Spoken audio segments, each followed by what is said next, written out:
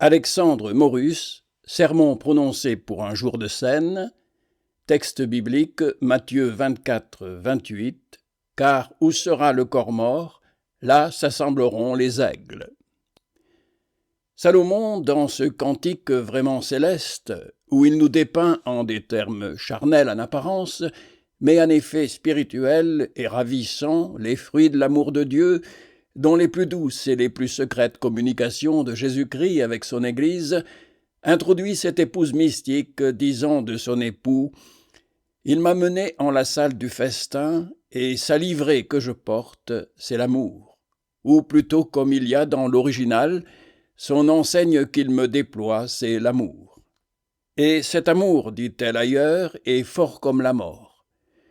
Nous avons participé ce matin au corps du Seigneur dans le sacrement précieux de sa mort, dirais-je, ou de son amour, et chacun de nous peut bien dire à son âme « Il m'a mené dans la salle du festin ».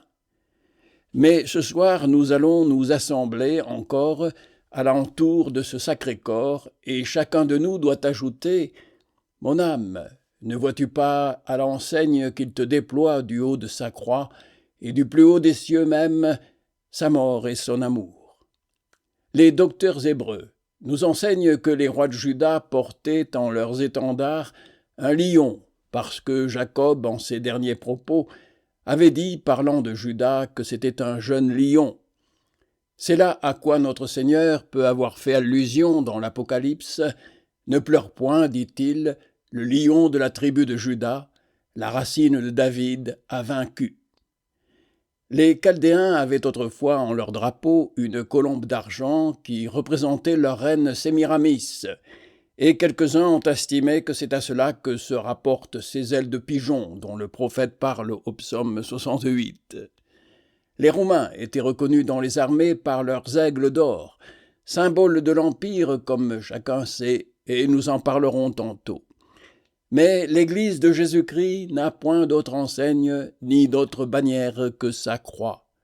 Non le lion de Juda, mais l'agneau oxy.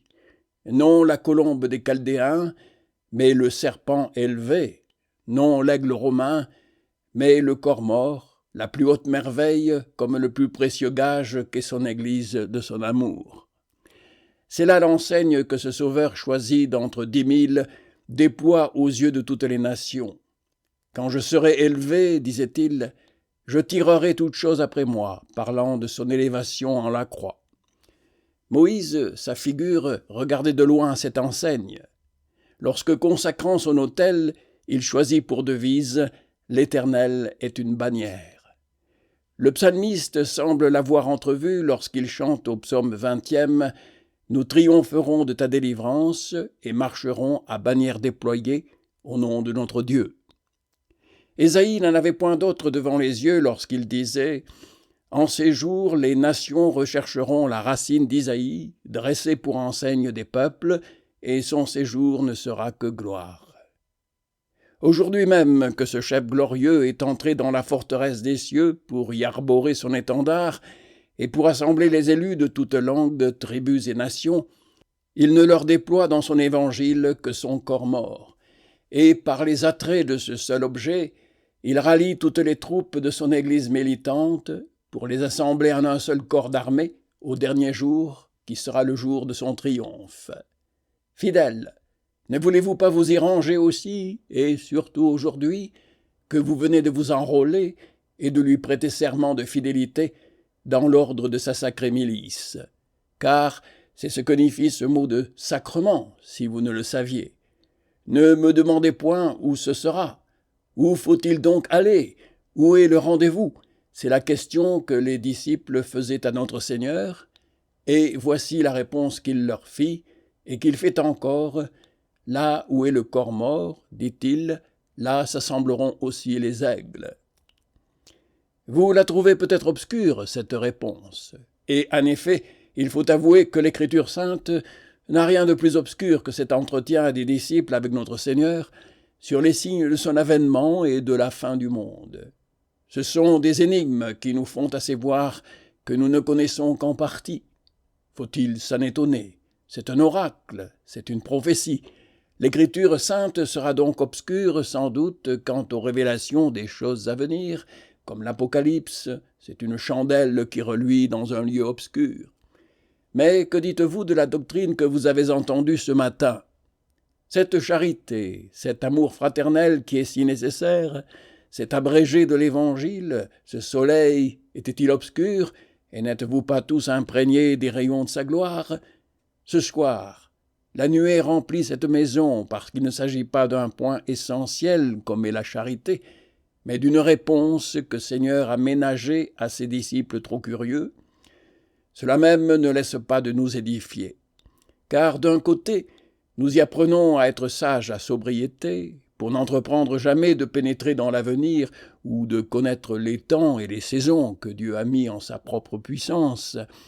De l'autre côté, nous admirons la sagesse du Seigneur, qui ne tient point trop de rigueur et qui n'use point d'indulgence, qui dit à ses disciples tout ce qu'il faut qu'ils sachent, qui répond à leurs besoins plutôt qu'à leurs pensées, et qui ne leur témoigne pas moins d'affection en ce qu'il leur cache qu'en ce qu'il leur découvre. Car il ne pouvait pas leur en dire davantage sans les réduire au désespoir, et sans leur parler de sa mort prochaine, de son règne spirituel et de sa longue absence. Il pouvait leur dire « Il faut que je meure avant que Jérusalem soit détruite. Quand je reviendrai, ce ne sera pas pour rétablir le royaume d'Israël, et l'on verra couler un grand nombre de siècles avant mon retour. Mais c'eût été les combler de tristesse et les accabler de douleur. Il aime mieux leur donner des signes plus généraux, qui les obligeaient à se tenir sur leur garde, et la manière dont il les propose était capable de les consoler tout d'un temps à la veille de tant de maux. Ne vous mettez pas, leur dit-il, en peine de ce que vous deviendrez. Là où sera le corps mort, là s'assembleront les aigles. Pour bien comprendre le sens de ces paroles, il en faut remarquer l'occasion et la reprendre de plus haut, à savoir de la fin du précédent chapitre qui n'en devait faire qu'un avec le nôtre. « Jérusalem, Jérusalem, qui tue les prophètes et lapide ceux qui te sont envoyés, combien de fois t'ai-je voulu rassembler sous mes ailes, comme la poule assemble ses poussins, et vous ne l'avez point voulu. Voici, votre maison vous sera laissée déserte, c'est-à-dire votre ville et votre temple périront. » De là naquirent deux pensées dans le cœur des disciples, l'une de savoir le temps de la destruction, l'autre de savoir ce qu'ils deviendront eux alors. À quoi notre Seigneur répond en leur disant que le temple ne sera détruit qu'après sa mort, et qu'ils ne doivent rien appréhender parce que s'il ne les rassemble pas alors sous ses ailes, comme la poule ses poussins par la prédication, il les attirera d'une manière plus puissante par la vertu de son esprit, car là où est le corps mort, là s'assembleront les aigles. N'attendez pas, mes frères, que nous partagions les paroles du texte en 2 ou 3 parties.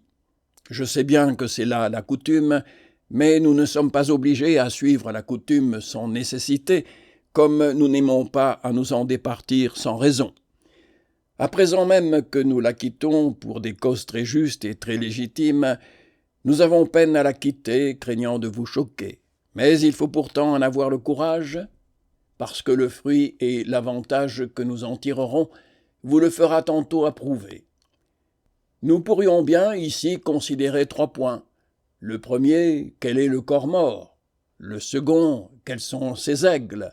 Et le troisième, comment se doivent assembler ces aigles alentour de ce corps? C'est là le grand chemin, mais il n'est pas toujours le meilleur, et nous n'allons pas à le condamner, mais nous espérons de la faveur de Dieu que notre sentier nous mènera plus droit encore. Ce n'est pas qu'on ne puisse former de très beaux rapports de Jésus-Christ à un corps mort, qui ne le voit, et des aigles aux fidèles, et de leur assembler à notre recueil dans les cieux. Tout cela se pouvait étaler sur cette chair avec beaucoup d'éclat et de pompe, si nous cherchions la pompe et l'éclat.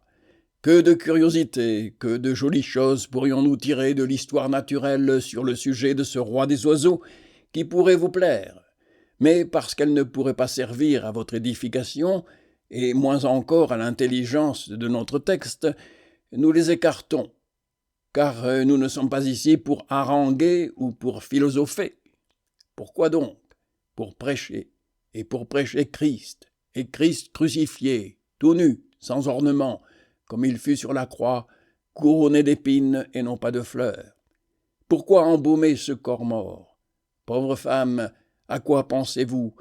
Il n'a nul besoin de vos drogues, ni de vos poudres de senteur, et si nous avions à les employer, nous les réserverions pour l'application où les pensées sont plus libres. Mais quand il s'agit de découvrir le but du Saint-Esprit et le vrai sens de son écriture, il s'agit de trop. Il faut y procéder avec religion, sans se donner carrière à droite ni à gauche.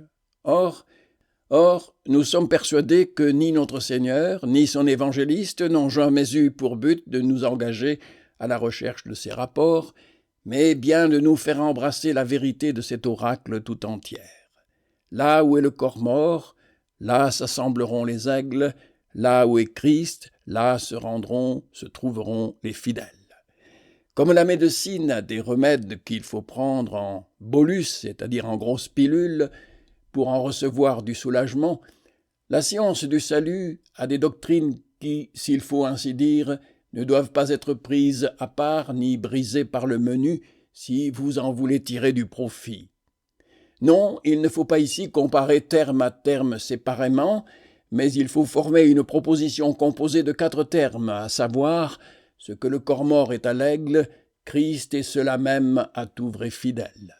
Voilà le vrai sens. Il est de notre texte comme d'un verre, si vous le partagez en deux, vous le cassez et le rendez inutile, car si vous prenez ces termes 2 à 2, vous perdez le but, et si vous faites trop exactement, vous n'y trouverez pas votre compte.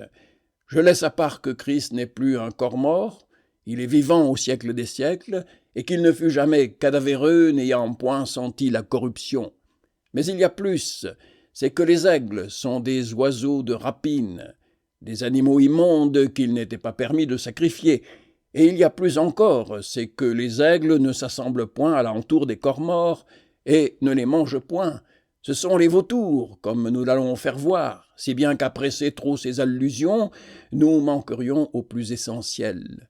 Qu'est-il besoin de cet embarras? Le bon théologien dira comme Scipion « Je n'aime pas le trop d'exactitude. Disons simplement que partout où sera le corps précieux du Seigneur, un doux et secret instinct de son esprit nous y portera, ni plus ni moins qu'après une bataille qui a jonché la terre de corps morts, le seul instinct de la nature porte ces animaux ravisseurs à se rendre là. Qu'il nous soit permis d'ajouter un exemple qui ne sera pas superflu, parce qu'il est tout à fait convaincant. N'est-il pas dit en l'Évangile que notre Seigneur viendra comme le larron dans la nuit? Quel rapport de celui qui n'a point tenu rapine d'être égal à Dieu à un larron? Quelle ressemblance de la nuit au jour? Car il est certain que le dernier jour de l'illustre avènement du Seigneur sera le plus clair des jours que le soleil ait ramené depuis qu'il a reçu l'empire du jour. Le sens est néanmoins fort clair si nous prenons tous les 4 termes ensemble, que comme le larron vient durant la nuit, lorsque le maître de maison ne l'attend point, notre Seigneur, au dernier jour, viendra dans un temps auquel les hommes, dormant sur leurs péchés, n'attendront rien moins que sa venue.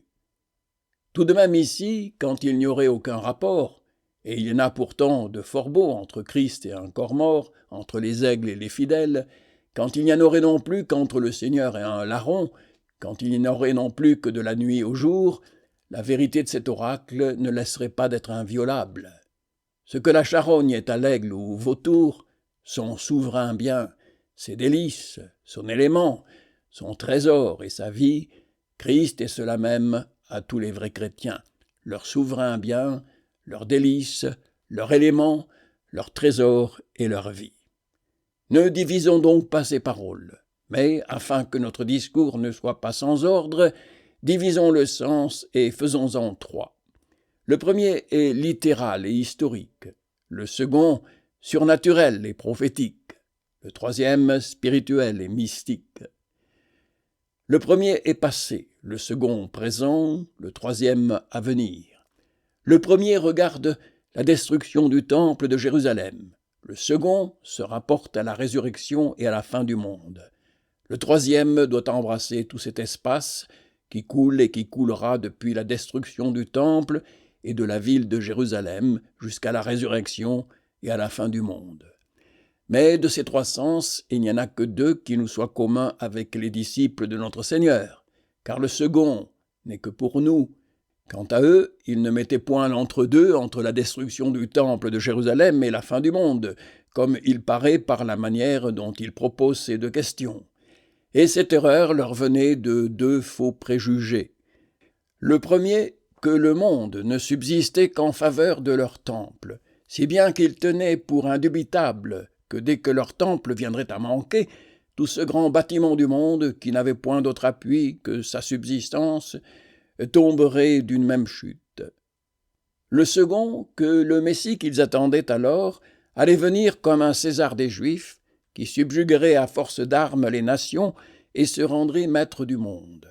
Comment pouvaient-ils craindre, sous un tel défenseur, qu'aucune force étrangère vint attaquer leur temple ou qu'il pérît autrement que dans la ruine générale de tout l'univers?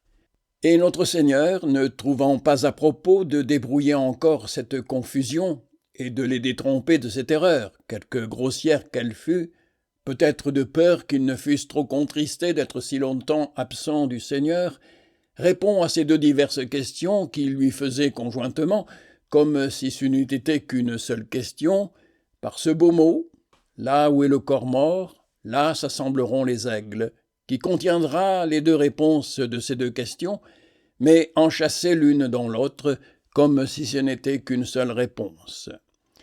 Nous laissons maintenant à nous qui voyons la destruction de Jérusalem passée et la fin du monde à venir, de quoi nous instruire et nous consoler dès à présent dans un sens spirituel et mystique. Mais parlons premièrement du littéral et de l'historique. Il répond à la première question des disciples qui demandaient « Quand sera-ce ? Quand verra-t-on le temple détruit ? » « Bientôt, bientôt, dit le Seigneur, dès que je serai mort, incontinent les Romains viendront avec leurs aigles victorieux dans leurs étendards, ils assiégeront Jérusalem et la désoleront. Vous disiez, malheureux, les Romains viendront si nous laissons vivre cet homme, et détruiront la ville et la nation. Et je vous dis, moi, qui suis cet homme, que les Romains viendront tout au contraire avec leurs aigles et leurs armées pour détruire la ville et la nation dès que vous m'aurez fait mourir. Le destructeur viendra sur ces aigles abominables, car c'est ainsi qu'en parlait Daniel au chapitre 9 de ses révélations, et par cette abomination de la désolation citée par saint Matthieu, saint Luc enseigne clairement qu'il faut entendre l'armée des Romains, qui s'appelle non seulement désolation parce qu'elle devait ruiner de fond en comble la ville de Jérusalem, mais abomination parce que les aigles de leur drapeau devaient être portés dans le temple, comme Pilate les y fit porter au rapport de Théodorée. Profanation que les Juifs avaient en horreur, témoin cet aigle d'or qu'Hérode fit poser sur la porte du temple, au récit de Joseph, mais il n'y fut pas plus tôt que les Juifs conjurèrent de la noter, et quelques-uns de leurs jeunes l'abattirent à grands coups de hache au péril de leur vie, sachant bien qu'ils la perdraient. Comme en effet ils la perdirent et furent cruellement punis de cet attentat contre les dieux des légions. Car c'est ainsi que les Romains appelaient les divinités de leur camp les aigles de leurs étendards. Quelquefois même, par adresse, ils joignirent à ces aigles l'image de leur empereur et de leur dieu, et sous ombre d'enjoindre le respect aux armes de l'Empire, ils forçaient d'adorer l'idole en même temps. Mais les Juifs ne trouvèrent jamais rien de plus abominable que l'adoration des images, et aujourd'hui encore, il n'y a rien qui les rebute tant de la religion chrétienne.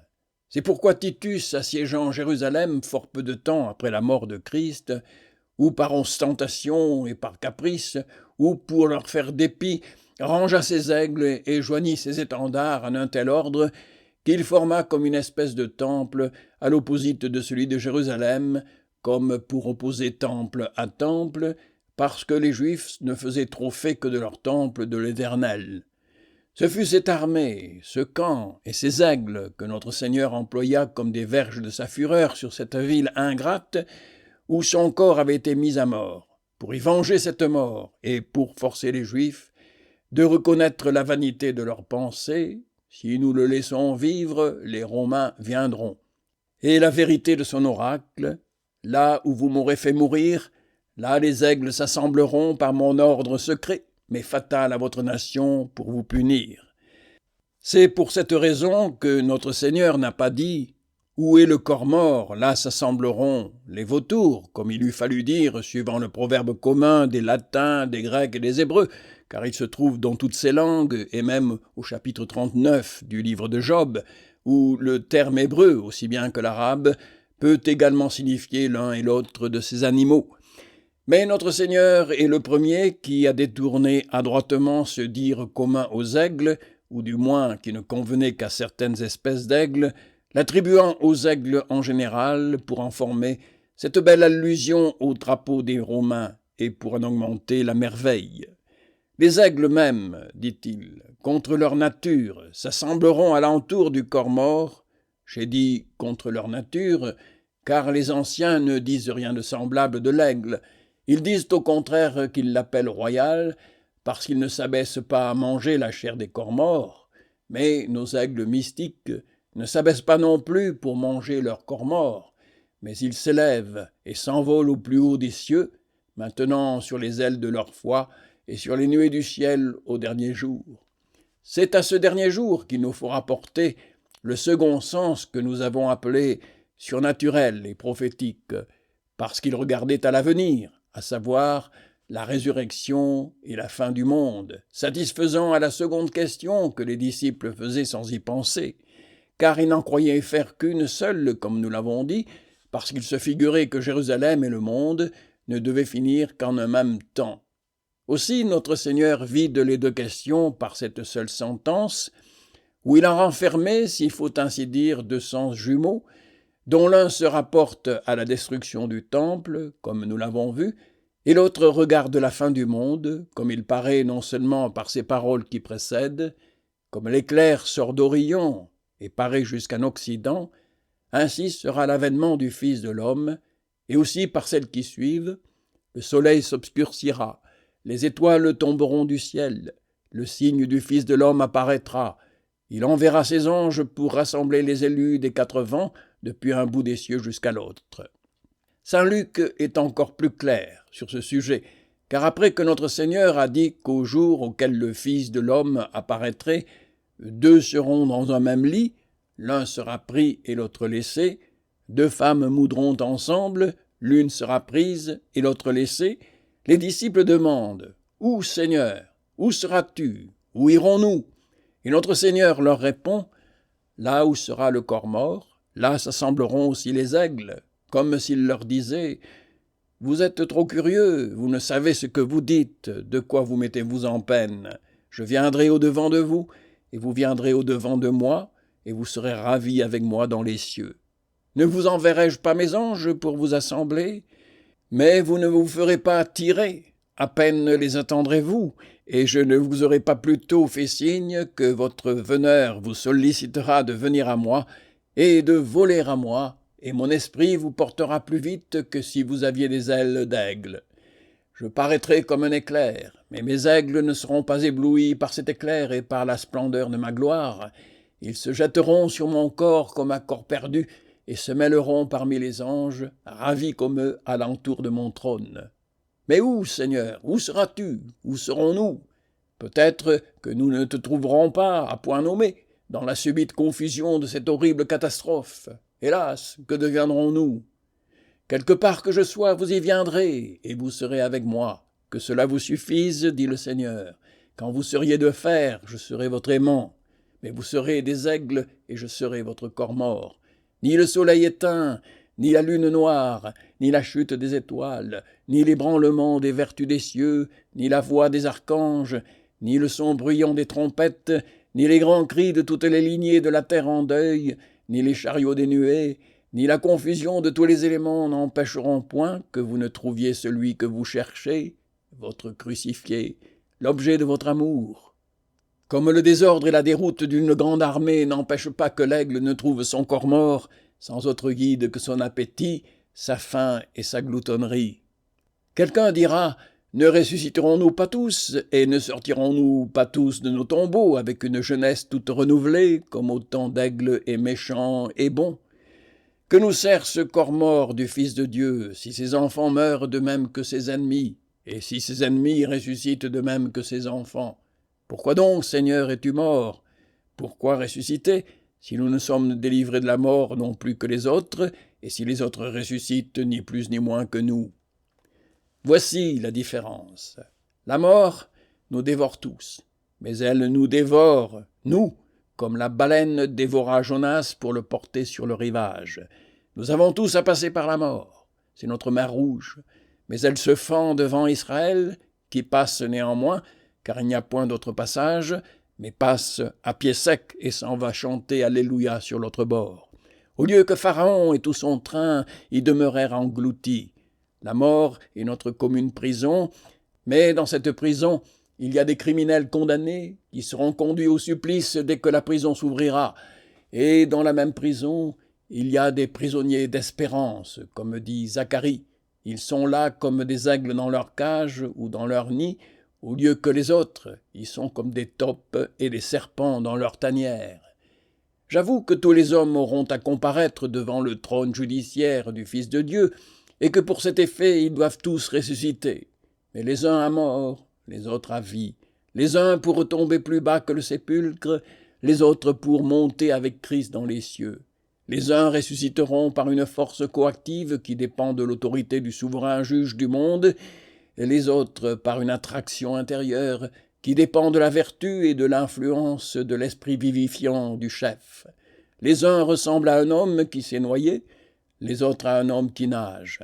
Il faudra tirer les uns par force de leur tombeau, comme on ne peut tirer de l'eau le corps de cet homme qui s'est noyé qu'avec l'effort des crochets et des crampons, mais les fidèles en sortiront volontairement par l'impulsion et par les mouvements de l'esprit habitant en eux, comme les membres de celui qui nage et qui a la tête hors de l'eau, suivent et viennent au-dessus sans effort et sans violence. Les uns enfin se feront traîner, et les fidèles se laisseront conduire. Que dis-je qu'ils se laisseront conduire? Ils y voleront, car là où sera le corps mort, là s'assembleront les aigles.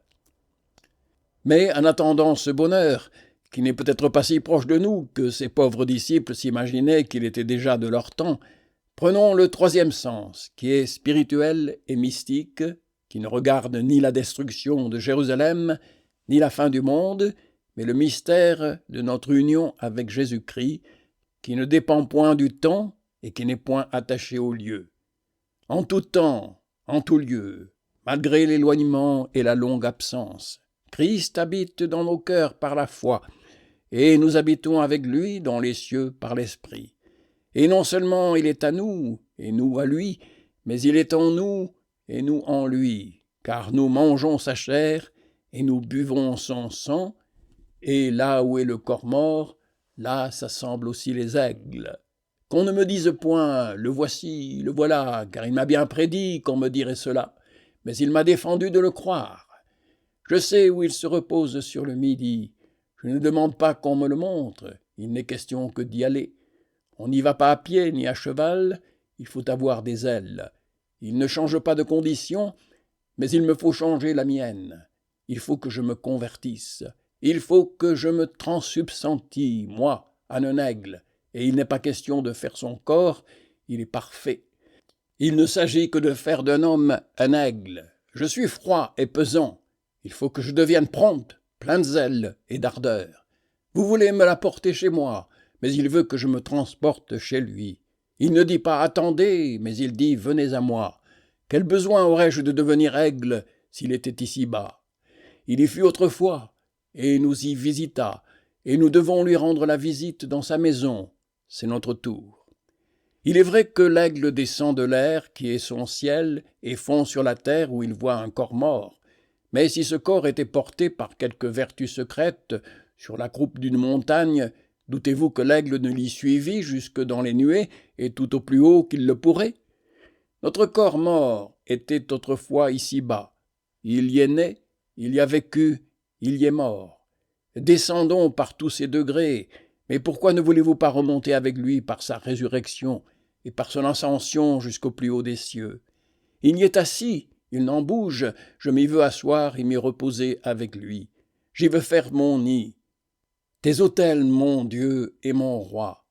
Le ciel est mon autel, et la dextre de Dieu ma chapelle. C'est le saint siège de mon Sauveur, c'est là qu'est mon hostie, c'est là qu'est son vrai corps. Il emporta notre chair dans le ciel, et il nous envoie son esprit sur la terre comme en récompense, par un heureux échange, et pour nous consoler du défaut et de l'absence de son corps. Et que fait cet esprit? Il nous transforme en aigle, et nous donne des ailes pour aller au ciel, et pour nous y repaître de ce corps mort, sans quoi nous mourrions de faim.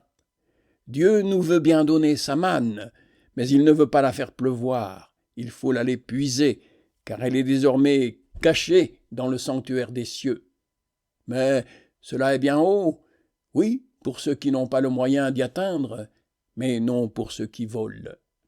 Je fonde ce sens et cette interprétation sur tout ce qui précède, qu'il y aura des guerres et des bruits de guerre, des pestes, des famines, des tremblements de terre, qu'il s'élèvera des persécuteurs qui tourmenteront et qui tueront les fidèles, qu'il y aura ensuite de faux docteurs qui séduiront même les élus s'il était possible, qu'on verra des apostats et des faux prophètes et de faux Christ.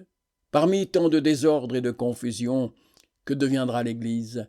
Que deviendront les enfants de Dieu dispersés, exilés et vagabonds? Où se tiendra leur assemblée? Dans une haute retraite, dans la fente du rocher, dans un fort imprenable, voici le bouclier et l'aigle contre toutes ces pestes et tous ces fléaux. Là où est le corps mort, là s'assembleront aussi les aigles. Que les rois armés contre les rois couvrent toute la face de la terre comme d'un déluge de sang. Que les persécuteurs et les tyrans mènent tous les jours nos brebis à la boucherie. Nous le supposons, car quel sujet avons-nous de nous plaindre, ni même de craindre ou d'en parler autrement que par supposition, sous le meilleur des rois, qui nous environne des effets de sa protection et de sa clémence, qui ne verra jamais que le sang de ses ennemis, et cela même à regret, et qui, lassé de ses victoires, promet à tous ses peuples des jours d'alcyon. Béni sois-tu, grand roi, jeune César, dirais-je, ou jeune Salomon, vraiment donné de Dieu et de tous ceux qui, sous toi, sont assemblés pour une œuvre si belle et si sainte. Que de bénédictions t'attendent en Sion, que de cantiques, que de louanges dans les terres les plus étranges vont couronner ton chef d'un nouveau diadème qui portera ta gloire au-dessus de celle de tes aïeux. Le grand, le juste sont des titres magnifiques, et nous pensions qu'il n'en était point de plus glorieux, mais le pacifique l'emporte lui seul sur tous. Béni sois-tu, grand roi, et bénis soient les désirs de ton cœur.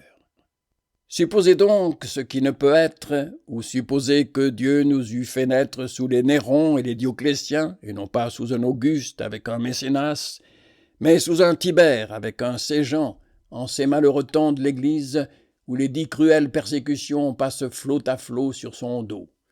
Quand on rendait les pauvres chrétiens coupables de toutes les calamités publiques et de ce que le Tibre se débordait et de ce que le Nil ne se débordait pas, et des inondations et des sécheresses, et des pestes et des guerres, des famines et des incendies, quand on disait pour apaiser le peuple, l'empereur ayant fait brûler par caprice un quartier de Rome, les chrétiens au lion, ils en sont les auteurs, quand on épuisait toute l'industrie pour inventer de nouveaux tourments, quand les tortures, les tenailles, les roues, les glaives et les flammes étaient pour eux des supplices trop doux, quand après les avoir disloqués et rompus, on réparait leurs forces en les traitant pour les rendre capables d'une peine réitérée, quand on les produisait sur les amphithéâtres, quand on les exposait à la furie du taureau, excité par la faim de plusieurs jours, quand on les couvrait des peaux des bêtes sauvages pour les faire dévorer aux chiens, quand on pliait et courbait les branches de divers arbres où l'on attachait leurs pieds afin qu'en les laissant aller tout d'un coup ils fussent cruellement mis en pièces et en éclats, quand on les écorchait tout vifs, quand on leur donnait la chemise ardente, quand on plantait leur corps enduit de pois et de cire pour servir de flambeau aux passants dans les carrefours et dans les rues, je suppose qu'il nous fallut voir tout cela. Faudrait-il pour tout cela s'assembler pour se soulever et prendre les armes et sonner le tocsin pour se cantonner? Ces premiers chrétiens, qui valaient mieux que nous, et qui le pouvaient faire, l'ont-ils jamais fait? Les véritables armes de l'Église n'ont jamais été que les larmes et les soupirs. Jamais elle ne fit bouclier que de patience. Sa voix, comme celle de la colombe, a toujours été le gémissement. Ce n'est pas qu'elle ne puisse implorer du secours et s'enrôler et choisir un chef et se retirer dans une citadelle et lui faire arborer l'étendard. Mais où? Là où est le corps mort, le secours du ciel et la bannière de Jésus-Christ. C'est là que se doivent assembler nos aigles. Et quant aux séducteurs qui viennent ensuite des persécuteurs, car Satan a coutume, après qu'il a rugi en lion, de siffler en serpent, il ne les faut craindre non plus, puisque nous avons en ce divin oracle un remède assuré contre tous leurs poisons. Premièrement, ils vous diront que Christ est en terre et qu'il y est venu, qu'il y vient tous les jours, qu'il est ici, qu'il est là, qu'il passe dans la rue. Mais que disait le bon pasteur? Voici, je vous l'ai prédit, s'ils vous disent « il est au désert », n'y sortez point. Il est dans les chambres, ne le croyez point. Que faut-il donc faire, Seigneur? Là où est le corps mort, là se doivent assembler aussi les aigles, et nous le faisons par ta grâce. Mais on ne veut pas que nous le fassions. Sous ombre que tu as dit autrefois, ceci est mon corps, tu l'as dit, et nous le voyons. Mais quel corps? Mon corps rompu. Nous le voyons comme il l'a dit. C'est le corps mort que je cherchais. Faites-moi voir qu'il est rompu et mort et crucifié dans le ciboire. Je m'en irai l'y recevoir. Mais celui qui m'a prédit que vous le diriez m'a défendu de le croire. S'ils vous disent qu'il est là, dit-il, ne le croyez point. On dira que notre Seigneur parle ici non pas de notre temps, mais de la destruction de Jérusalem et de la fin du monde. Il est vrai, mais c'est l'une des choses qui me persuade que nous sommes au dernier temps et que nous approchons de la fin du monde, puisque nous voyons accompli en outre ce signe de l'avènement du Seigneur, et d'ailleurs, quelle apparence que notre Seigneur eût ordonné de ne croire point ceux qui, sur le point de la destruction de Jérusalem ou sur le point de la fin du monde, diraient que le Christ est ici ou qu'il est là, sans nous avertir que durant tout le reste du temps, de 1000 ou de 2000 ans, quand on nous dirait que Christ est dans les déserts ou dans les chambres, ou ici ou là, nous serions obligés de le croire. Posons le cas que le monde vint à finir aujourd'hui. Du moins, aujourd'hui je pourrais combattre votre erreur par ces mots, puisque vous reconnaissez que notre Seigneur, parlant de la fin du monde, dit « Alors, s'ils vous disent que Christ est ici ou qu'il est là, ne le croyez point. Mais en quelque temps qu'on me le dise, je me souviendrai toujours de la défense du Seigneur. Voici, dit-il, je vous l'ai prédit, s'ils vous le disent, ne le croyez point. Et surtout, puisque notre Seigneur n'a pas dit, il ne faut pas croire ceux qui vous diront qu'il est ici ou qu'il est là d'une façon visible dans les déserts et dans les chambres. Car je ne me trouverai que d'une manière invisible dans mes églises et sur mes autels. Il a dit au contraire, ne croyez point ceux qui vous diront que je suis caché dans les déserts ou dans le ciboire, car je viendrai visiblement, comme un éclair, sans que personne n'en puisse douter. Il ne vous renvoie pas enfin des déserts et des chambres à la chapelle, et à la dextre du prêtre qui consacre. Il ne dit pas que c'est là que vous me trouverez. Mais où donc? Au ciel, à la dextre de Dieu, là où est le corps mort. Vous devez vous assembler là. J'avoue qu'il parle de ceux qui disent « Je suis le Christ », des faux messies, qui se sont élevés à son premier avènement et qui s'élèveront au second. Mais il parle aussi de ces autres gens, qui, ne disant pas qu'ils sont eux-mêmes le Christ, disent néanmoins qu'il est ici ou là, sur la terre, car le terme grec que nous traduisons par chambre signifie des lieux où l'on garde à manger et répond à celui de ciboire. Ce qui est fort considérable, car où est l'apparence qu'un homme qui se dirait faussement le Messie se tint renfermé dans de semblables lieux? Au moins ne faudrait-il qu'une chambre pour un homme seul, mais ils disent « il est dans les chambres ». Il n'est qu'un, néanmoins, il se trouve en plusieurs chambres tout ensemble, ce qui est justement ce qu'on dit aujourd'hui. Arrêtons-nous surtout à l'avis que notre Seigneur donne à ses disciples, qui est en général et qui concerne tous ceux qui le cherchent encore sur la terre. Car il nous rappelle tous au ciel, là où est le corps mort. C'est ainsi que l'ont entendu les saints pères, et les saints anges, et les saints apôtres, et toutes les anciennes églises.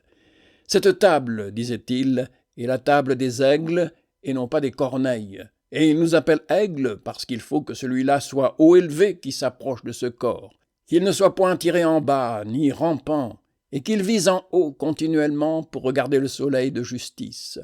Il nous appelle aigles afin que nous montions au ciel, soutenus par les ailes de l'esprit. Si tu veux voir mon aile, disait-il, j'en ai une plus légère que celle d'un aigle, qui vole non jusqu'à 10 ou 20 stades, ni jusqu'au ciel, mais par-dessus le ciel même, où Jésus-Christ est assis à la dextre de Dieu. Gloire soit à Dieu dans les lieux très hauts, nous disent les anges et les saints apôtres. Si vous êtes ressuscités avec Christ, cherchez les choses qui sont en haut, pensez aux choses qui sont en haut. Et les anciennes églises, comme il paraît par cette formule très ancienne dans toutes les liturgies, les cœurs en haut, et notre Seigneur même, quand je serai élevé, dit-il, j'attirerai toutes choses après moi.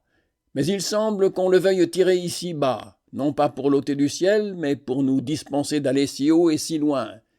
En effet, si le corps de Jésus-Christ est sur la terre, pourquoi, saint Paul, me défendez-vous de penser aux choses qui sont sur la terre? Selon vous, il faudrait que le Seigneur eût dit « Là où seront les aigles, là se trouvera le corps mort. Là où est mon trésor, là sera mon cœur. Si mon Sauveur est là sur cet autel, qui me blâmera d'y renfermer mon cœur et toute ma pensée? Car si le corps est ici-bas et que mon cœur monte là-haut, ils ne se rencontreront pas. Il est au ciel, mais il n'est qu'à un lieu du ciel. Pourquoi l'aller chercher si loin et si haut, puisque nous l'avons si proche de nous, dessus 1000 autels, en une infinité de lieues de la terre? On répond qu'il faut distinguer la hauteur des choses et la hauteur des lieux, et qu'on ne laisse pas de former des pensées élevées, nobles, des objets qui ne sont pas en de hauts lieux. Cette distinction est très bonne quand nous pensons à l'Église militante, à la parole, au sacrement. Nous pensons à des choses qui sont ici-bas, et même qui ne seront jamais là-haut. Et cependant, ce sont des choses très hautes et divines. Mais elle n'est nullement à propos, car il s'agit ici proprement des lieux. Les disciples demandent où, c'est-à-dire en quel lieu. Et notre Seigneur répond là, c'est-à-dire en ce lieu-là où sera le corps mort.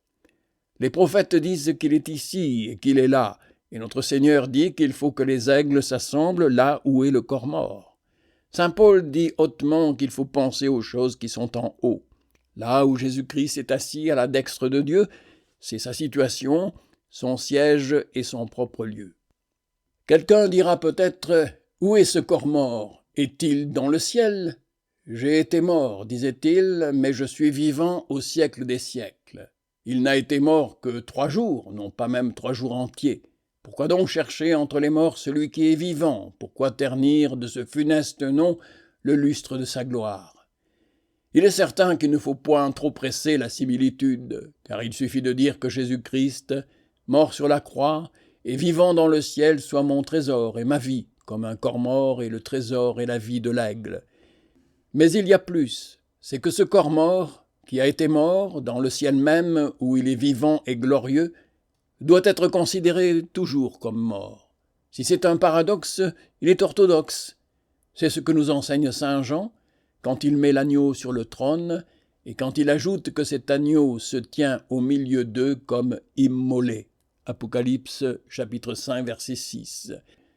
C'est ce que nous enseigne saint Paul, quand il dit que Christ, avec son propre sang, est entré dans les cieux, et que nous avons liberté d'entrer au lieu saint par le sang de Jésus, par le chemin qu'il nous a dédié, toujours frais et vivant. Que pensez-vous que soit l'intercession du Fils de Dieu? C'est l'oblation perpétuelle du sacrifice de la croix. Non seulement ses cicatrices, mais le fruit et la vigueur incorruptible ou inépuisable de sa mort et de sa passion, qui fait le plus doux parfum de cet éternel sanctuaire. Lorsqu'il se présente devant Dieu pour nous, il ne lui montre pas sa couronne d'or, ni sa ceinture à l'endroit des mamelles, ni son sceptre royal, ni son trône d'ivoire, ni les flammes de feu qui sortent de ses yeux, ni les étoiles qu'il porte dans sa main, ni son épée à 2 tranchants. Que lui montre-t-il donc? Ses plaies et son sang. Il n'a rien de plus précieux. La mort de Jésus-Christ est le plus grand effet et le plus illustre témoignage qu'il nous ait donné de son amour. Ô âme fidèle, voulez-vous voir votre Sauveur vous aimant plus que sa propre vie? Voulez-vous découvrir le fond de son amour? Ne le regardez point parmi les bergers en sa naissance, ni en sa crèche. Ne le regardez point en son ciel parmi les rayons de sa gloire, mais regardez-le sur la croix et dans les horreurs de la mort. Ne frémissez point, chrétiens, de le voir tout couvert de sang. que ni ces clous, ni ces épines, ni cette épouvantable voix qui fit fendre les rochers et trembler la terre et pâlir le soleil d'horreur ne vous en fassent point détourner les yeux. Car c'est sur ce bois infâme qu'il porta nos péchés en son corps, et c'est de la source de ses plaies que découlent toutes vos bénédictions. Qu'il soit donc toujours appelé le crucifié, que son corps mort soit l'objet de toutes nos pensées, que sa mort précieuse soit l'éternel sujet de nos louanges, puisque c'est en sa mort que consiste le fond et le miracle de son amour. Aussi saint Paul, qu'il avait vu dans le paradis, après l'avoir regardé de tous les côtés, ne le trouve point si désirable par aucun endroit, il le veut mort. Pourquoi cela? Parce qu'il en a faim et soif, et qu'en aucun autre état il ne peut pas bien s'en repaître, car, comme vous voyez que les aigles ne mangent pas les hommes vivants, ils ne fondent que sur les corps morts, ainsi les fidèles admirent Jésus-Christ ressuscitant, l'adorent glorieux, mais ils ne le mangent qu'en étant qu'il est mort. Ils ne s'en nourrissent par la foi qu'en tant qu'il a été crucifié pour eux. Tel donc qu'il offre son corps à son Père céleste pour un argument perpétuel de paix et de propitiation, tel ces aigles mystiques le contemplent, le désirent, l'embrassent, le mangent lorsqu'ils le tiennent entre les serres de leur foi, s'enivrant du fruit de sa mort et de son amour. Mais où? Dans les cieux. Car où pensez-vous être? Ne sommes-nous pas vivifiés, ressuscités, assis dans les lieux célestes en Jésus-Christ? Ne sommes-nous pas venus à la Sion céleste, aux milliers d'anges, à l'assemblée des premiers-nés dont les noms sont écrits aux cieux, et à Jésus, médiateur de la nouvelle alliance, dont le sang crie de meilleures choses que le sang d'Abel? Que crie ce sang? Il crie dans le ciel grâce et bénédiction. Il crie à ses aigles, venez à moi. Il crie à son Père, qu'il soit avec moi, car là où est le corps mort, là s'assembleront aussi les aigles. Sous l'ancienne loi, celui qui avait touché à un corps ou qui était seulement entré sous une tente où il y avait un corps mort était exclu de la synagogue. Mais il n'en est pas ainsi sous l'Évangile. Il faut avoir touché à un corps mort. Il faut l'avoir embrassé par la foi et être uni à lui inséparablement pour être introduit dans le sanctuaire de l'Église chrétienne. Sous l'ancienne loi, les aigles étaient des animaux immondes qu'il n'était pas permis de présenter à Dieu en sacrifice. Mais sous le Nouveau Testament, les choses ont changé de face. Depuis que saint Pierre vit descendre du ciel un linceul rempli de toutes sortes d'animaux, il est permis d'en manger de toutes sortes, et il n'y en a point qui soit impur ou immonde. Les serpents même avec leur poison, les aigles avec leur gloutonnerie peuvent servir à l'Église d'emblème et de symbole pour lui représenter ses enfants. Au reste, on pourrait rapporter plusieurs raisons pour lesquelles les fidèles sont comparés à des aigles. J'entends les raisons qui sont fondées dans l'Écriture, car de rapporter ici tout ce que les naturalistes disent à ce propos, nous n'aurions jamais fait. L'aigle, disent-ils, est carnassier, mais il aime particulièrement la chair des agneaux. L'aigle fait une guerre mortelle au serpent et plante son nid en des lieux fort élevés et inaccessibles, et quand son bec est devenu trop long, il a l'industrie de le casser contre un rocher et de s'en défaire par ce moyen. Tout cela se pourrait appliquer aux fidèles qui se nourrissent de la chair de l'agneau sans macule, qui a toujours guerre contre le serpent ancien, qui établit son repos et sa forteresse en Dieu seul et qui dépouille le vieil homme. Mais il faut s'arrêter sur la force de sa vue, sur l'acuité de son odorat, sur la rapidité de son vol et sur l'avidité de son goût. Voilà quel est le triple sens de ce proverbe mystérieux. Salomon en a fait un livre, mais il y a ici plus que Salomon. Et pour en comprendre d'autant mieux la merveille, considérons les fruits qui nous en reviennent. Il est bon à tout, contre la persécution, contre l'erreur, contre le scandale, contre l'ambition, contre la mort, et nous en pouvons dire ce que Salomon disait de l'argent, qu'il répond à tout. Car premièrement, que peut la fureur des tyrans contre une âme ainsi remparée? Qu'on me charge de faire, mon âme est libre et vole comme un aigle à la dextre de Dieu. Qu'on me fasse mourir, on ne le saurait faire sans me délivrer de prison et sans me séparer du monde, qui est un grand bien, et sans m'unir à Dieu, qui est un plus grand bien, et à mon corps mort, source et trésor de vie. Condamner un chrétien à la mort pour le bien punir, c'est vouloir noyer un poisson en le jetant dans l'eau, car cette mort est un fleuve d'eau vive qui l'amène à son Dieu, et à son corps mort, son élément et son aliment, et ses plus chères délices. Ainsi les martyrs autrefois, à mesure que leurs pauvres membres craquaient dessus la roue, ou pétillaient dans les flammes, chantaient sur l'échafaud ou sur le bûcher, voyant les cieux ouverts et leur aigle prêt à voler vers le Fils de l'homme à la dextre de Dieu. Que peut l'erreur du monde contre l'Esprit de Dieu? Quelle est la vraie Église? Quelle est la vraie religion? Pourquoi tant de disputes et tant de combats? L'Église est une assemblée. La vraie Église est une assemblée d'aigles. La religion chrétienne a pour enseigne le corps de Jésus-Christ, mais la vraie religion est celle du corps mort. Notre Église est une assemblée d'aigles, mais en la vôtre, vous ajoutez aux aigles les corbeaux, et vous voulez que tout y entre jusqu'aux hypocrites et aux réprouvés. Ne prenons que des aigles dans l'Église, loin d'ici les chouettes et les serpents. Ne prenons que le corps mort dans la religion, et nous voilà d'accord. Mais vous ajoutez à nos aigles autant d'animaux qu'il y en avait autrefois dans l'arche, et vous ajoutez à notre corps mort plusieurs des créatures qui sont sur la terre et toutes celles qui sont dans le ciel. Vous vous renvoyez aux saints qui n'ont point de corps et aux anges qui ne sont pas morts et qui sont des esprits vivants et immortels, et à la sainte et bienheureuse Vierge que vous dites n'être pas morte, et à saint Paul et à saint Pierre qui sont morts, mais ont-ils été crucifiés pour nous? L'aigle se contente de son corps mort. C'est l'unique, sans addition, tout nu, tout seul, comme il fut sur la croix, car il ne dit pas aussi là où seront les corps morts, mais le corps mort, un seul corps mort, suffit pour tous les aigles. Ne pensez pas que vos richesses et vos grandeurs, vos dignités et vos honneurs, vos exemptions de charges et vos avantages mondains, votre or et votre argent, vos rentes et vos bénéfices, vos mitres et vos crosses, puissent tenter un vrai chrétien. Ce sont des moyens et des biens, mais ce n'est pas le but, ce n'est pas son souverain bien. C'est Jésus-Christ, c'est le corps mort qui seul répond à tous ses désirs et qui fait sa béatitude. Il me semble que je vois un aigle qui vient après une bataille et qui se penche sur un corps mort au milieu du bagage, d'une riche dépouille, d'un grand butin, où le soldat s'attache parmi les épées et les harnais, et les plumes et les baudriers, et l'or et l'argent.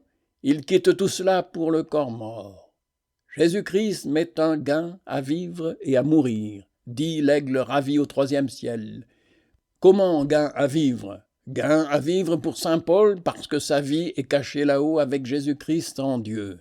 Là où est le corps mort, là sont vivants les aigles, et là vivait saint Paul foulant à ses pieds les biens et les honneurs, et faisant litière de tous les avantages du monde, à cause de l'excellence de la connaissance de Jésus-Christ son Sauveur.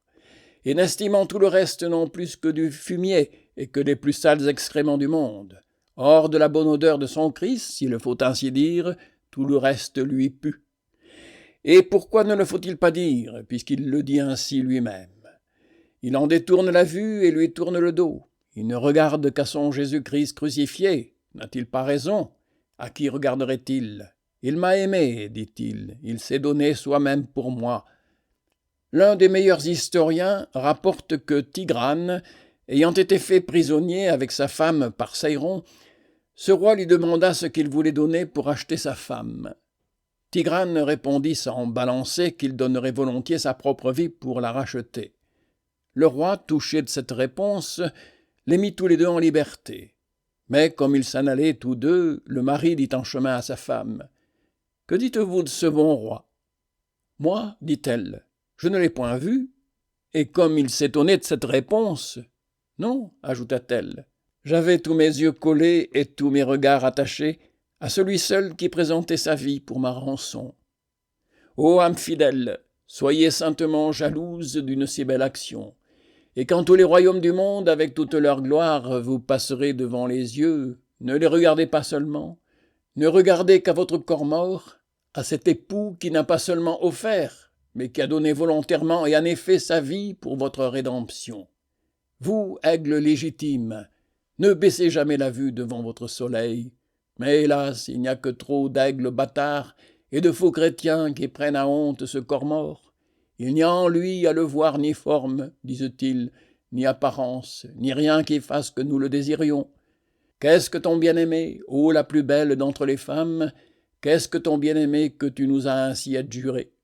Il est scandale aux Juifs et folie aux Grecs, mais il est folie et scandale tout ensemble à plusieurs chrétiens. Mais ce qui s'en scandalise nous édifie doublement, parce qu'il a été prédit dès sa naissance que ce serait un signe auquel on contredirait, et parce qu'il le faut nécessairement, car Jésus-Christ et le monde ne peuvent pas avoir la même odeur. Les fidèles et les autres hommes ne peuvent pas avoir le même flair. Il n'y a point de myrrhe, ni d'encens, ni de cinnamome, ni de musc, ni d'ambre, ni d'œillet, ni de rose, qui soit agréable à l'odorat d'un aigle, comme est un corps mort. C'est sa venaison. Mais pour nous, un corps mort, surtout un corps humain, est un spectacle de honte et de calamité. Qui peut voir une charogne, surtout de notre espèce, sans frémir en soi-même, et sans que la puanteur qu'elle rend nous chasse incontinent au loin? Ainsi, la doctrine de Jésus-Christ crucifié fait mal au cœur de l'homme animal, et lui est de mauvaise odeur, odeur de mort à mort pour ceux qui périssent, et surtout aux Juifs, à ceux de sa propre nation. Mais le vrai chrétien trouve cette même doctrine de la croix plus odoriférante que toutes les cassolettes du monde. Il la sent avec délectation, il s'en repaît et s'en remplit le cœur de viande et de joie, odeur de vie à vie pour ceux qui sont sauvés. C'est une façon de parler remarquable de l'Écriture qui dit de ceux qui se meurent qu'ils s'assemblent avec leur Père. Ils s'assemblent avec leur Père, disent les Hébreux, mais ils s'assemblent avec le Père au style des chrétiens et avec le Fils de Dieu, avec leur corps mort. Je m'en vais, disait-il, à mon Père et à votre Père, à mon Dieu et à votre Dieu. Vous avez plusieurs assemblées en ce lieu. C'est un avantage pour votre ville et pour votre Église. Mais ces assemblées ne font que passer, et par leur séparation, comme par un dégel, elles fondent et disparaissent.